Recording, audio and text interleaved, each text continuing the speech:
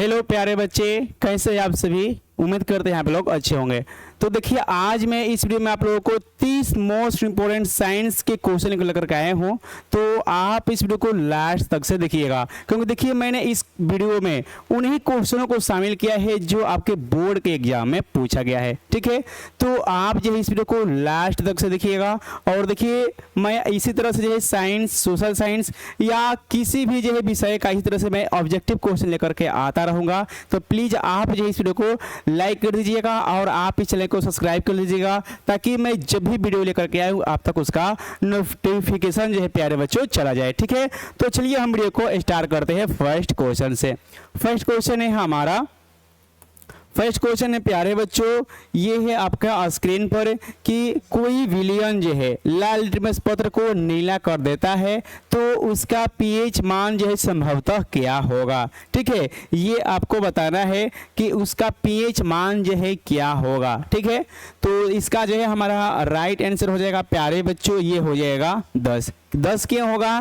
क्योंकि देखिए इसमें बोला गया है लाल लिटमस पत्र को नीला। ठीक है ना, तो देखिए लाल लिटमस पत्र को जो नीला है ये प्यारे बच्चों क्षार करता है। कौन करता है? क्षार करता है। ठीक है ना, तो देखिए जो क्षार होते हैं उसका पीएच मान जो है ये होता है प्यारे बच्चों, ये कितना होता है? तो ये होता है 7 से ज़्यादा। ठीक है ना, देखिए जो अम्ल होते हैं उनका जो प्यारे बच्चों जो पीएच मान है वो 7 से कम होता है। किसका? तो अम्ल का। ठीक है ना, और देखिए जो क्षार होते हैं, कौन होते हैं? क्षार, इसका पीएच मान जो है वो 7 से अधिक होता है। ठीक है, तो देखिए 7 से अधिक जो है यही तो दिया है, तो 10 हो जाएगा। जो पीएच मान है इसकी खोज किसने किया था? तो पीएच जो स्केल है इसकी खोज किया था सोरेनसन ने। किसने किया था प्यारे बच्चों? सोरेनसन। ठीक है ना, किसने किया था? सोरेनसन ने। कब किया था? तो ये किया था 1909 ईस्वी में। कब किए थे प्यारे बच्चों? ये किए थे 1909 ईस्वी में, आप याद रखिएगा। ठीक है, और देखिए मैं आपको बता दूं कि जो प्यारे बच्चों उदासीन है, जो उदासीन है उसका पीएच मान कितना होता है? तो उसका पीएच मान जो है ये 7 होता है। ठीक है, चलिए हम आगे बढ़ते हैं। अगला क्वेश्चन आपका ये रहा। ठीक है ना, अगला क्वेश्चन है Fe2O3 और ये जो है 2Al ये आपस में विक्रिया करके ये Al2O3 प्लस में 2Fe का निर्माण कर रहे हैं। तो इसमें आपको बताना है ये किस प्रकार की अभिक्रिया है। ठीक है, तो प्यारे बच्चों मैं आपको बता दूं कि ये जो अभिक्रिया है ये विस्थापन अभिक्रिया है। क्योंकि देखिए क्या हुआ है प्यारे बच्चों कि इसमें से जो ऑक्सीजन है संयुग्मों का इसके साथ ही अभिक्रिया कर ली है और ये Al2O3 का निर्माण कर ली है। और प्यारे बच्चों जो ये है Fe2 है वो इससे क्या हुआ है? विस्थापन हो गया है, यानी कि विस्थापित हो गया है। ठीक है ना, तो ये जो है एक प्रकार की विस्थापन अभिक्रिया है। ठीक है, ये किस प्रकार की अभिक्रिया है प्यारे बच्चों? तो ये जो है एक विस्थापन अभिक्रिया है, क्योंकि किसी भी तत्व के ना किसी भी अभिक्रिया के प्यारे बच्चों या किसी भी यौगिक के क्या होता है कि कोई आयन है उसे उसके जो मूल जो तत्व है उनको क्या करती है? वो विस्थापित कर देती है। तो इसी प्रकार की जो अभिक्रिया है उसे जो है विस्थापन अभिक्रिया कहा जाता है। ठीक है, चलिए अगला क्वेश्चन आपका ये रहा कि इलेक्ट्रॉनों के स्थानांतरण से बनने वाले यौगिक कहलाते हैं। ठीक है, जो इलेक्ट्रॉन का जो स्थानांतरण होता है प्यारे बच्चों उसके द्वारा जो बनने वाले जो यौगिक है उन्हें क्या कहे जाते हैं? तो बच्चों उसमें जो है वैद्युत संयोजी कहा जाता है। वैद्युत संयोजी जो है आपका राइट आंसर हो जाएगा। क्योंकि देखिए प्यारे बच्चों इलेक्ट्रॉन के स्थानांतरण जो है जिसमें होता है ये वैद्युत संयोजी कहा जाता है। देखिए जो वैद्युत संयोजी इसमें बच्चों दो जो है ये दो छोर होते हैं। पहला क्या होता है बच्चों? जो पहला जो ध्रुव होता है इसमें 2 ध्रुव होता है। जो पहला ध्रुव है उसे जो है एनोड कहा जाता है। क्या कहा जाता है प्यारे बच्चों? उसे जो है एनोड कहा जाता है। और एक होता है प्यारे बच्चों कैथोड। क्या होता है? कैथोड होता है। ठीक है ना, तो देखिए जो एनोड होता है ये क्या होता है? तो ये प्यारे बच्चों नेगेटिव होता है। और जो कैथोड होता है ये क्या होता है? तो ये प्यारे बच्चों पॉजिटिव होता है। ठीक है, तो आप याद रखिएगा एनोड क्या है? तो नेगेटिव है। कैथोड क्या है? तो ये है पॉजिटिव। ठीक है ना, और देखिए एक है एल्यूमिनियम। ठीक है ना, उसका जो प्यारे बच्चों निष्कर्षण है ये वैद्युत अपघटन के द्वारा ही होता है। ठीक है ना, उसका जो उत्पादन है वो यानी कि उसका शुद्धिकरण है वो विद्युत अपघटन के द्वारा ही होता है। और देखिए जो यशद लेपन किया जाता है, जो कोई भी जो धातु है, ठीक है ना, वो ऑक्साइड बना करके वो क्या हो रही है कि वो भंगुर हो जाती है, यानी कि वो कमजोर हो जाती है, तो उसके जो है ऑक्सीकरण को रोकने के लिए उस पर जस्ता का लेप चढ़ा दिया जाता है। और जो जस्ता का लेप चढ़ाया जाता है प्यारे बच्चों, उसे यशदीकरण या जसद लेपन कहा जाता है, ठीक है ना, उसे गैल्वेनाइजेशन भी कहा जाता है।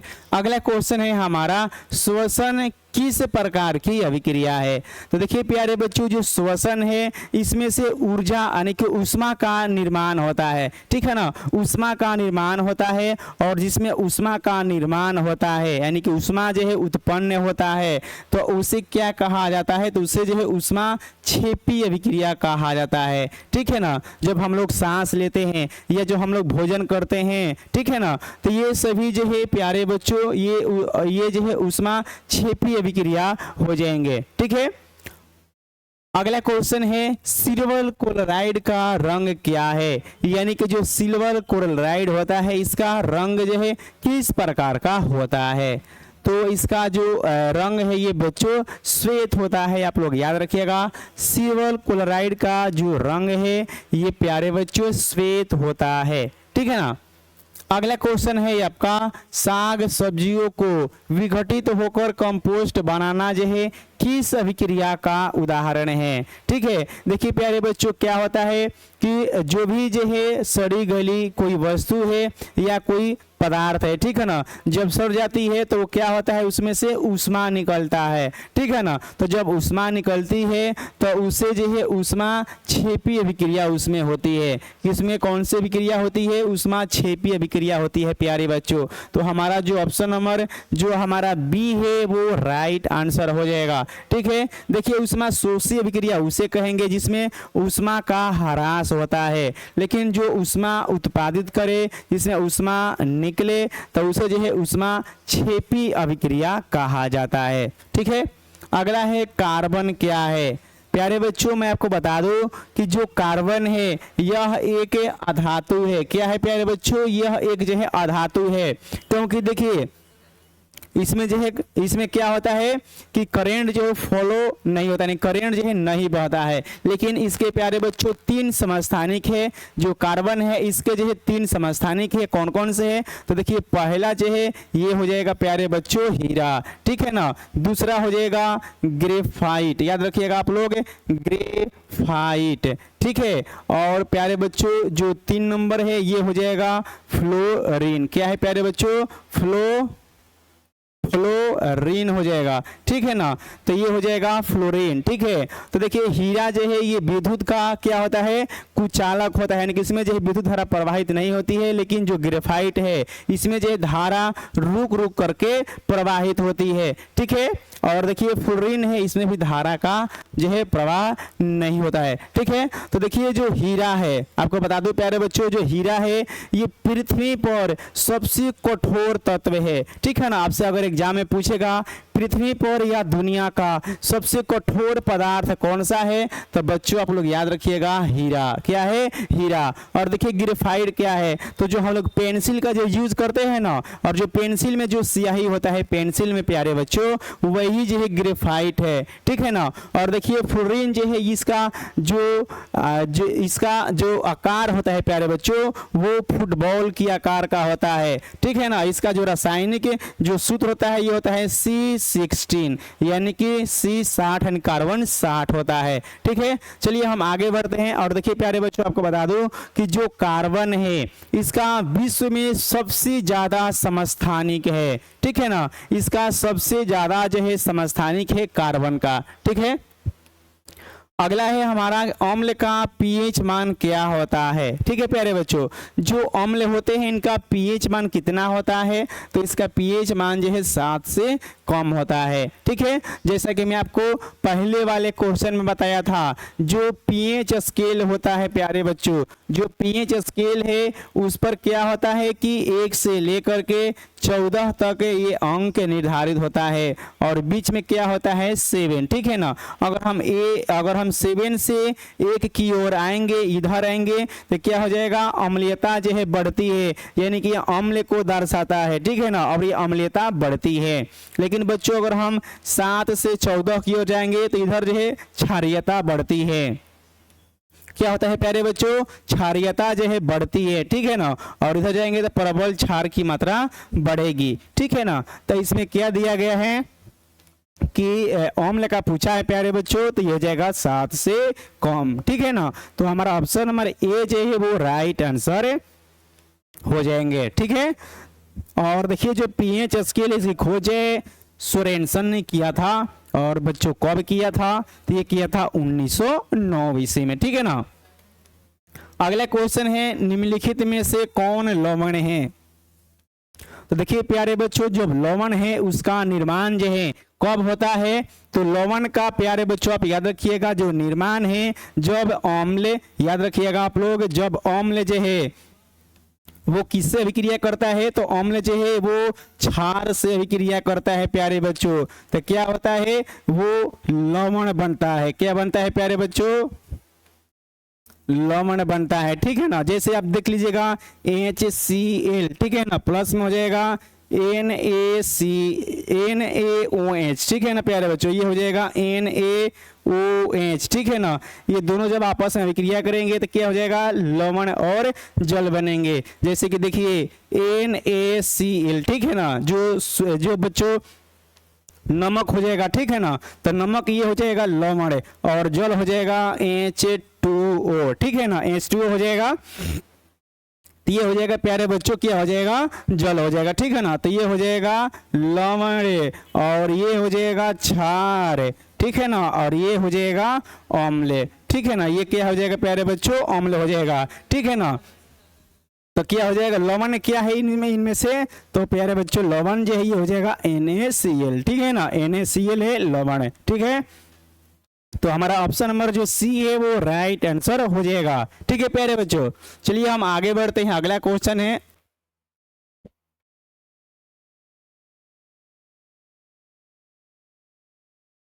अगला क्वेश्चन है प्यारे बच्चों कि जल के एक अणु में हाइड्रोजन एवं ऑक्सीजन के परमाणुओं की संख्या का अनुपात क्या है।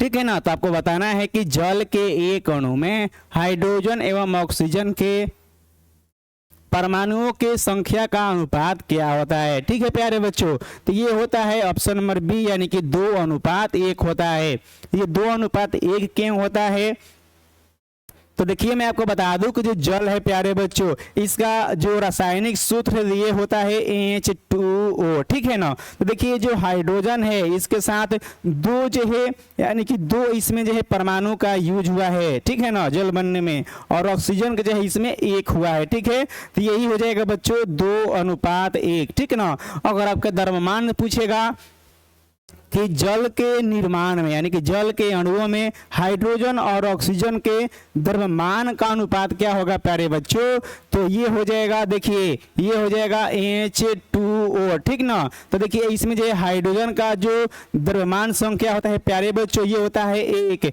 और यहाँ पर 2 दिया है तो 2 से हम इसमें गुना कर देंगे, तो ये हो जाएगा 2। ठीक है, इस तरह से प्यारे बच्चों जो ऑक्सीजन है इसका द्रव्यमान संख्या होता है 16। कितना होता है 16, और देखिए यहाँ पर कुछ भी नहीं है तो प्यारे बच्चों यहाँ पर 1 छिपा है। ठीक है ना, यहाँ पर 1 छिपा है तो इसमें जो है 1 से गुना कर देंगे, तो ये क्या हो जाएगा 16। ठीक है, तो हम 2 से इसको कटा देंगे तो यहाँ हो जाएगा 1, ये हो जाएगा 8। ठीक है ना, तो ये हो जाएगा प्यारे बच्चों 1:8 हो जाएगा। ठीक है, तो प्यारे बच्चों अगर आपसे पूछे कि जल के अणु में हाइड्रोजन एवं ऑक्सीजन के परमाणुओं की संख्या का अनुपात क्या है, तो ये है प्यारे बच्चों 2:1। लेकिन वही अगर पूछेगा कि जल के अणु में हाइड्रोजन एवं ऑक्सीजन के यहाँ बच्चों अगर द्रव्यमान हो जाएगा कि परमाणु नहीं, यहाँ पर परमाणुओं में बच्चों यहाँ पर अगर द्रव्यमान पूछेगा कि द्रव्यमान कितना हो जाएगा, इसका अनुपात हो जाएगा, तो ये हो जाएगा प्यारे बच्चों 1:8 हो जाएगा। ठीक है,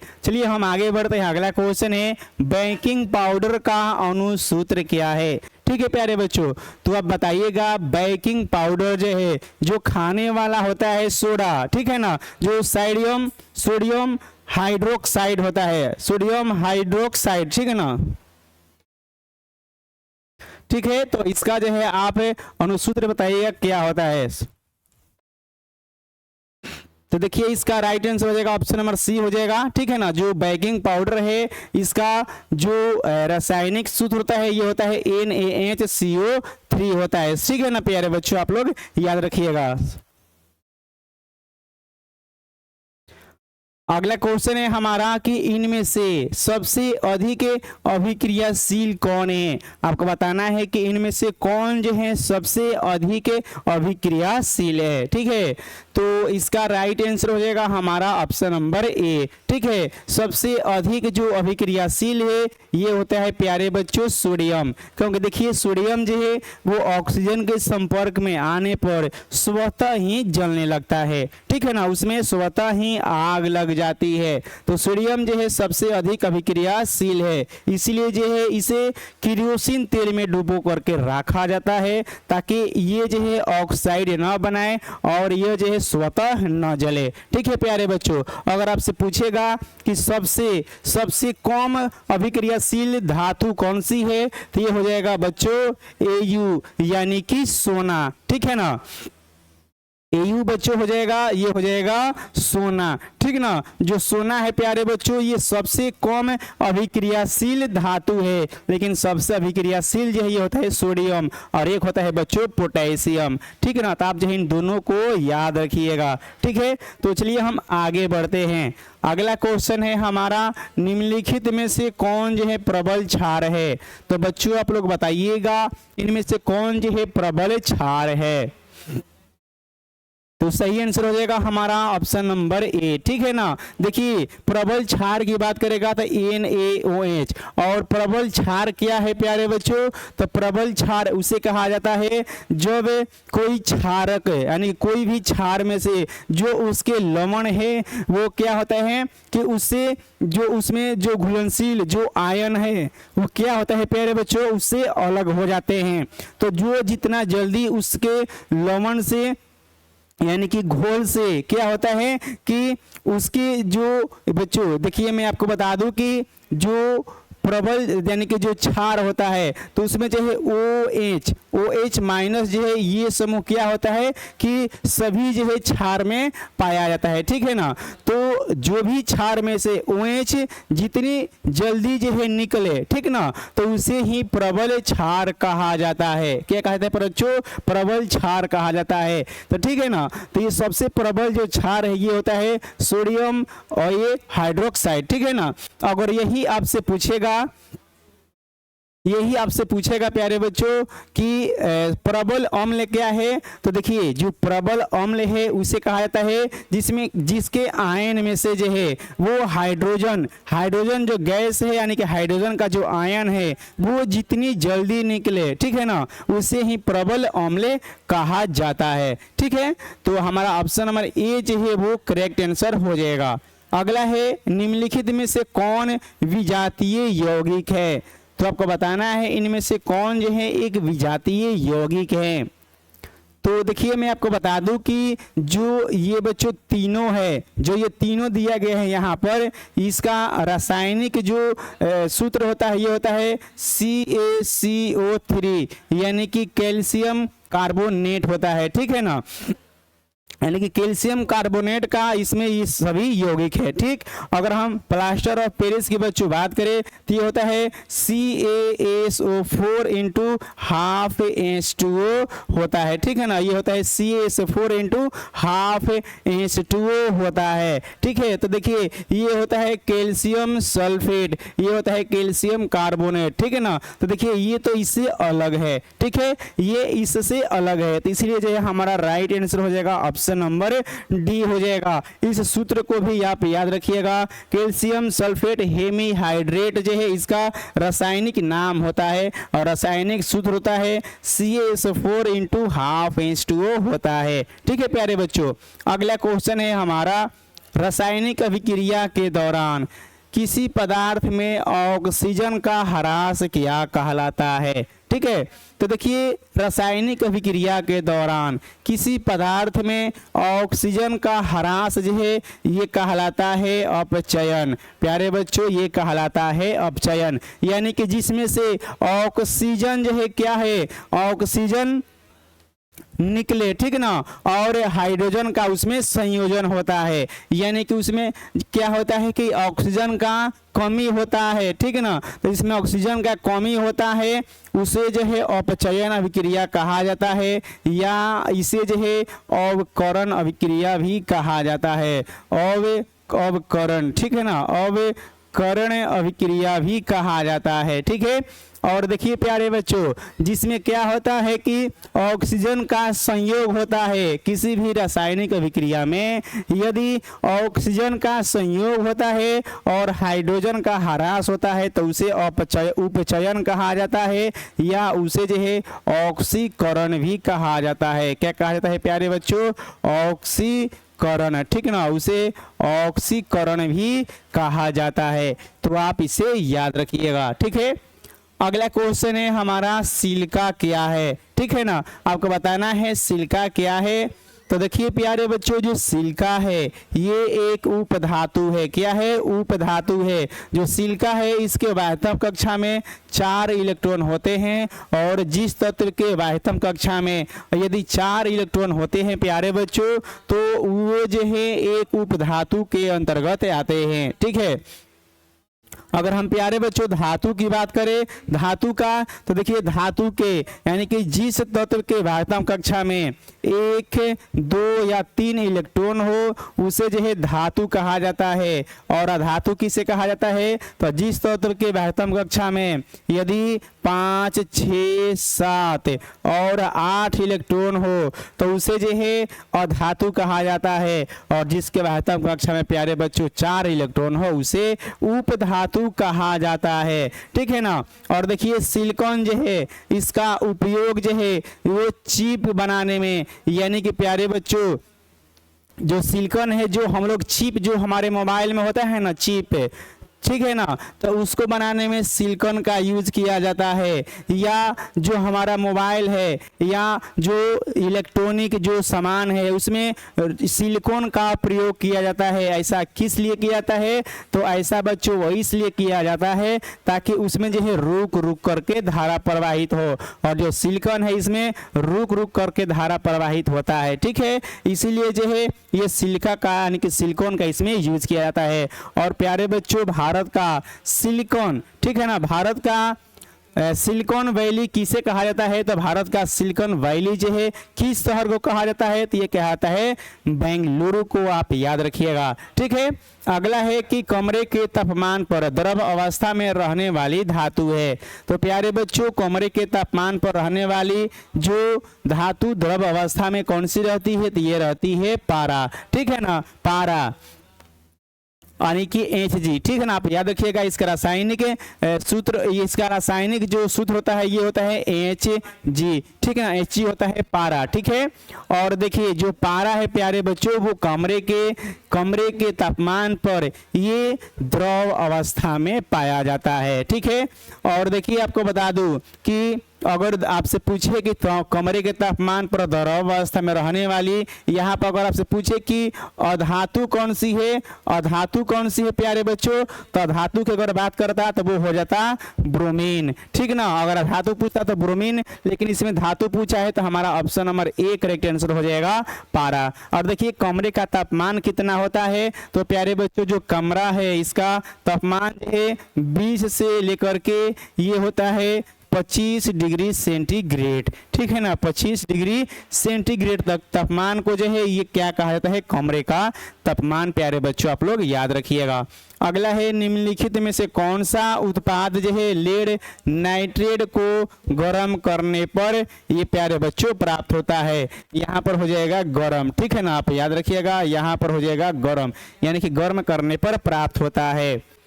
तो इसका जो है राइट आंसर हो जाएगा हमारा ऑप्शन नंबर बी हो जाएगा। क्या हो जाएगा, ऑप्शन नंबर बी हो जाएगा प्यारे बच्चों। ये होता है नाइट्रोजन डाइऑक्साइड होता है, हमारा ऑप्शन बी जो है करेक्ट आंसर हो जाएगा।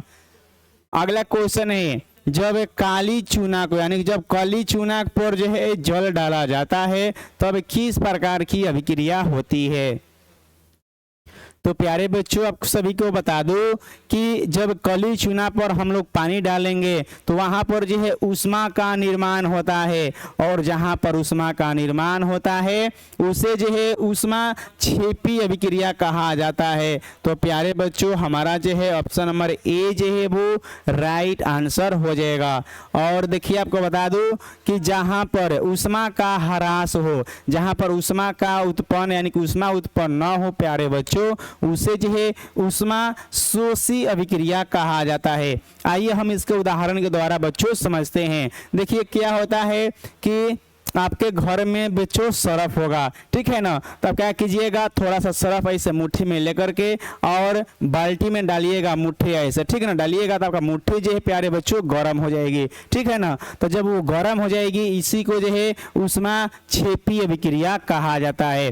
और ऊष्मा शोषी अभिक्रिया की बच्चों बात करें तो देखिए जो ऊष्मा शोषी अभिक्रिया जो है इसमें होता है कि आप क्या कीजिएगा, आपके घर में अगर खेती होती होगी तो आपके घर में यूरिया खाद होगा, आप उसे मुट्ठी में लेकर के पानी में डालिएगा ना तो आपका मुट्ठी जो है वो ठंडी हो जाएगी, ठीक है ना, आपकी मुट्ठी जो है वो ठंडी हो जाएगी। तो वो जो है उसमें शोषी अभिक्रिया यानी कि उसमें हुआ है, ठीक है। आगे अगर हम बढ़ते हैं बच्चों, अगला क्वेश्चन है कि चींटी के डंक और नेडल के डंक में जो है कौन सा अम्ल पाया जाता है, या चींटी के डंक या बिच्छू के डंक में जो है कौन सा अम्ल पाया जाता है प्यारे बच्चों।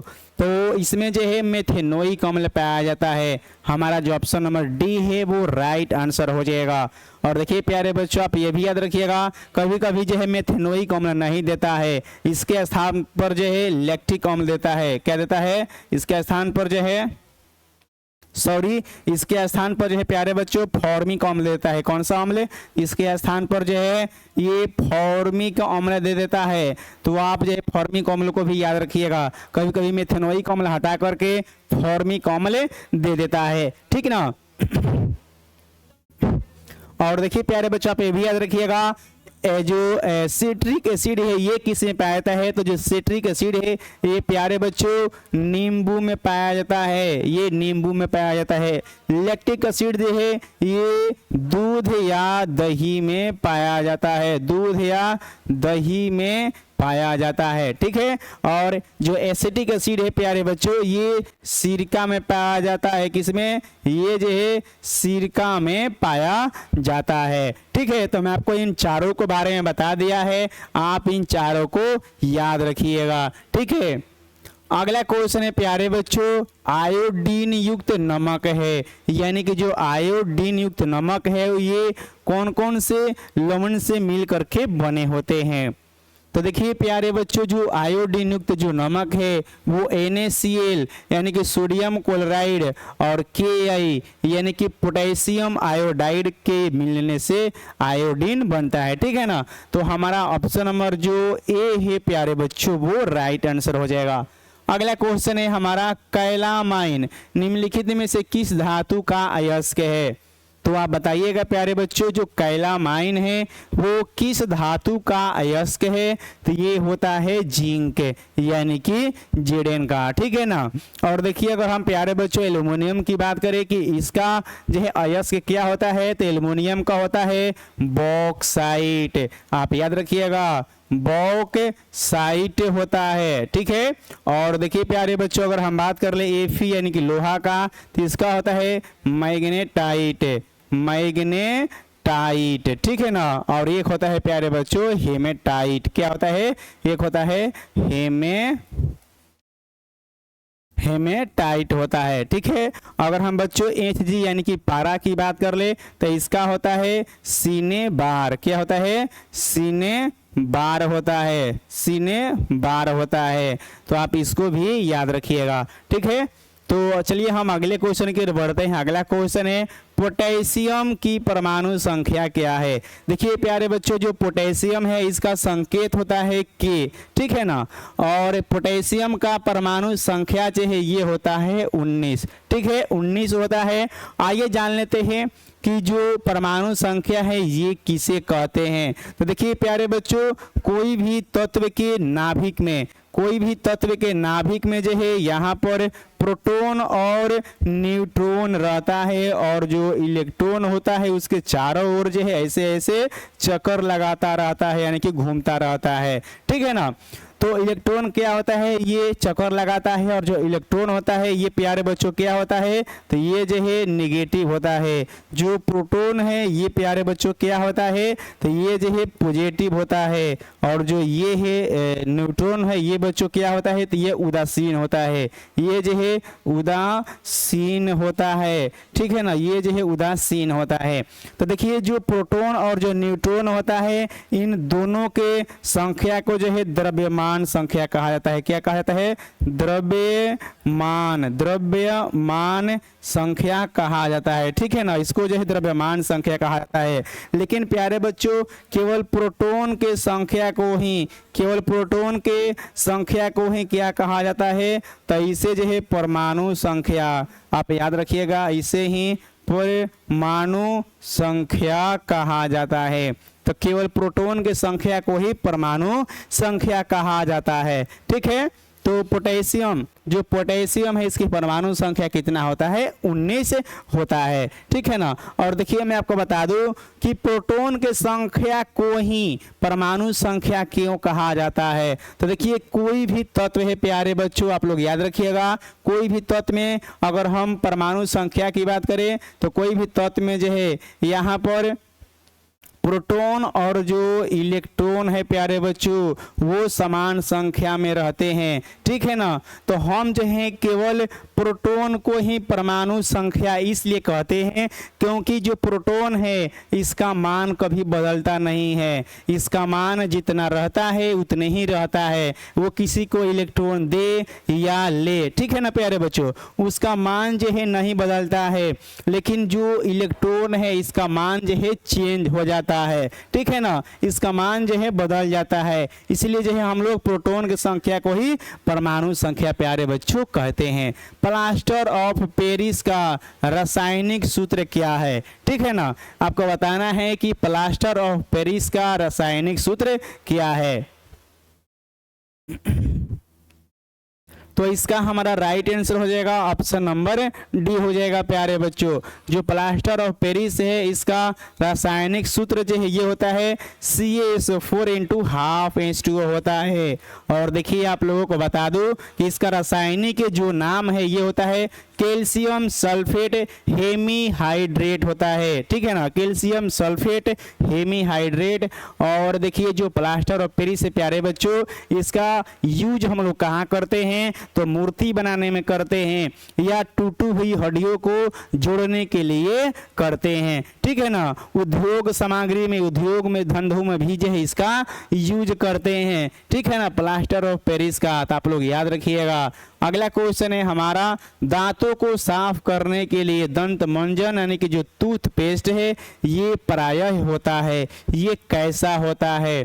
तो देखिए दांतों को साफ करने के लिए जो दंत मंजन है प्यारे बच्चों ये ये होता है क्षारीय। क्योंकि देखिए जो हमारा मुंह है, आप प्यारे बच्चों याद रखिएगा, हमारा जो मुंह है वो होता है अम्लीय। कैसा होता है? अम्लीय, ठीक है ना। तो अगर हमारा पहले से मुंह जो है प्यारे बच्चों अम्लीय है और हमारा जो टूथपेस्ट है वो अगर हम अम्लीय यूज करेंगे तो हमारा मुंह का जो अम्लीयता है वो बढ़ जाएगी और जो हमारे दांत है वो जल्दी में झड़ जाएंगे, ठीक है ना प्यारे बच्चों। तो क्या होता है कि इसीलिए जो हम लोग ये क्षारीय दंतमंजन का यानी कि टूथपेस्ट का हम लोग यूज करते हैं। हमारा जो मुंह है इसका पीएच मान कितना होता है? तो इसका पीएच मान जो है प्यारे बच्चों 5.5 से ये 6.5 तक होता है, ठीक है ना। और देखिए मैं आपको बता दूं कि जो हम लोग तो जो टूथपेस्ट है प्यारे बच्चों वो क्षारीय यूज करते हैं, क्योंकि अम्ल और क्षार अभिक्रिया करके लवण बना लेते हैं और जो लवण है प्यारे बच्चों वो एक तरह से उदासीन होता है, ठीक है ना। तो इसलिए चाहिए हम लोग क्षारीय यूज करते हैं। और देखिए प्यारे बच्चों जो हमारा ये दांत है वो किसका बना होता है? तो देखिए आपको बता दूं कि ये जो है कैल्शियम फॉस्फेट और कैल्शियम कार्बोनेट का बना होता है। जो हमारा दांत है प्यारे बच्चों कैल्शियम फॉस्फेट और कैल्शियम कार्बोनेट का बना होता है। और जो हमारा दांत है उसका जो ऊपरी परत है प्यारे बच्चों वो किस नाम से जानाता है, यानी कि उसे क्या कहा जाता है? तो उसे जो है एनामेल कहा जाता है। आप याद रखिएगा, उसे जो है एनामेल कहा जाता है। उसे जो है एनामेल प्यारे बच्चों कहा जाता है। क्या कहा जाता है? एनामेल कहा जाता है। देखिए यहाँ पर हो जाएगा एनामेल, ये कहा जाता है प्यारे बच्चों एनामेल कहा जाता है। और देखिए जो एनामेल है ये हमारे शरीर का सबसे कठोरतम ये तत्व होता है, ठीक है ना। जो हमारे दांत है सबसे कठोर तत्व है हमारे बॉडी का। अगला क्वेश्चन है हमारा, निम्नलिखित में से किस धातु का गलनांक सबसे कम है? तो प्यारे बच्चों सबसे कम जो गलनांक है ये होता है सोडियम का, क्योंकि देखिए सोडियम इतना मुलायम होता है कि इसे हम लोग चाकू से भी काट सकते हैं, ठीक है ना। और जो सोडियम है ये सबसे अभिक्रियाशील धातु भी है,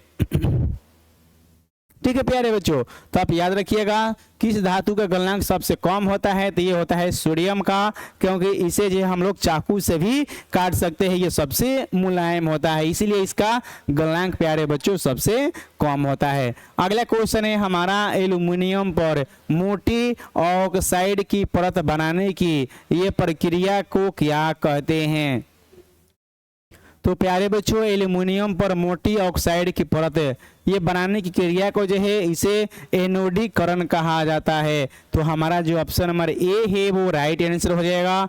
और इसे जो है प्यारे बच्चों यसद लेपन भी कहा जाता है या इसे जो है गैल्वेनाइजेशन भी कहा जाता है। क्योंकि देखिए क्या होता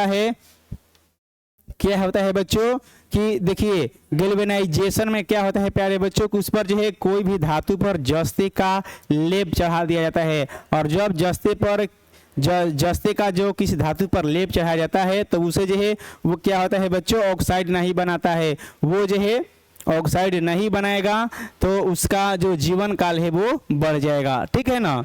तो इसे जो है एनोडीकरण कहा जाता है। अगला क्वेश्चन है कि जल में विद्युत अपघटन में कैथोड पर कौन सी जो है गैस मुक्त होती है? तो देखिए प्यारे बच्चों जल में विद्युत अपघटन अगर होता है तो इसमें जो है कैथोड पर हाइड्रोजन गैस मुक्त होती है, ठीक है ना। हाइड्रोजन गैस मुक्त होती है, ठीक है प्यारे बच्चों, हाइड्रोजन गैस क्या होती है? मुक्त होती है। और देखिए मैं आप लोगों को बता दूं कि जब जल का या किसी भी धातु का जब विद्युत अपघटन होता है तो इसमें जो है दो छोर होते हैं, ठीक है ना। कौन कौन से होते हैं? तो एक होता है एनोड, एक होता है एनोड और एक होता है प्यारे बच्चों कैथोड। क्या होता है? कैथोड होता है, ठीक है ना। एक होता है एनोड, एक होता है कैथोड, ठीक है। तो जो एनोड है ये प्यारे बच्चों निगेटिव होता है और जो कैथोड है ये होता है पॉजिटिव। क्या होता है? ये होता है पॉजिटिव होता है, ठीक है।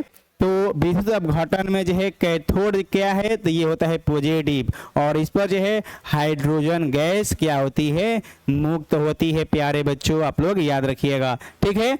तो चलिए हम आगे बढ़ते हैं। अगला क्वेश्चन है, दूध से दही बनाने में निम्नलिखित में से कौन सी अभिक्रिया होता है।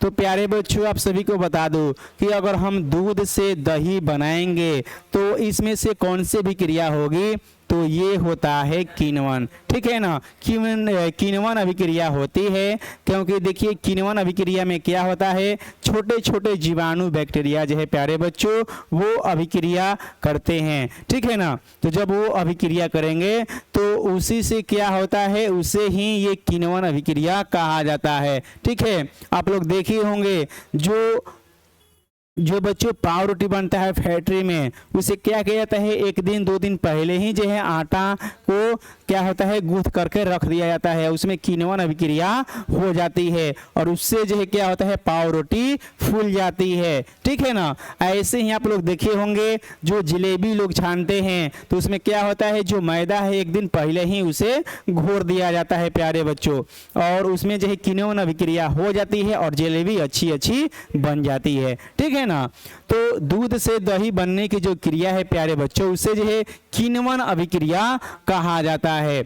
और देखिए आपको बता दूं कि दूध से दही जमने में कौन सा जो है बैक्टीरिया महत्वपूर्ण भूमिका निभाता है, तो यानी कि किस बैक्टीरिया के कारण जो है दूध से दही बनता है, तो ये होता है लैक्टोबैसिलस। क्या होता है, लैक्टो, याद रखिएगा आप लोग, ये होता है वैसिलस। ठीक है ना, लैक्टोबैसिलस होता है, ये आप लोग याद रखिएगा। जो लैक्टोबैसिलस जो बैक्टीरिया है प्यारे बच्चों, यानी कि जो जीवाणु है वो दूध से दही बनाने में मदद करता है। ठीक है, आप लोग याद रखिएगा, जो दूध है ये अम्लीय होता है और दूध में कौन सा जो है अम्ल पाया जाता है, तो दूध और दही में लैक्टिक अम्ल पाया जाता है। और दूध और जो दही है प्यारे बच्चों किस कारण से उजला होता है, तो ये केसीन के कारण होता है प्यारे बच्चों, आप याद रखिएगा। ठीक है, और देखिए कभी कभी जो गाय का जो दूध होता है वो कभी कभी पीली हो जाती है, यानी कि पीला होता है, तो वो किस कारण से होता है, तो वो होता है प्यारे बच्चों, किस कारण से होता है, तो जो गाय का जो दूध होता है वो कैरोटीन के कारण जो है पीला होता है। अगला क्वेश्चन है आज का हमारा, ये आखिरी क्वेश्चन है प्यारे बच्चों कि निम्नलिखित में से सबसे भारी धातु कौन सी है। ठीक है, तो देखिए सबसे भारी धातु जो है ये होता है ओस्मियम, यानी कि सबसे भारी कौन है, तो ये है ओस्मियम होता है, यानी कि OS होता है प्यारे बच्चों, OS यानी कि ओस्मियम। ठीक है, और देखिए सबसे अगर हल्की पूछेगा तो ये हो जाएगा लिथियम। क्या होता है, Li, लिथियम होता है। ठीक है, तो आप याद रखिएगा सबसे हल्की हो जाएगा लिथियम, सबसे भारी हो जाएगा ओस्मियम हो जाएगा। ठीक है ना, तो आप सभी को ये वीडियो कैसा लगा कमेंट करके बताइएगा।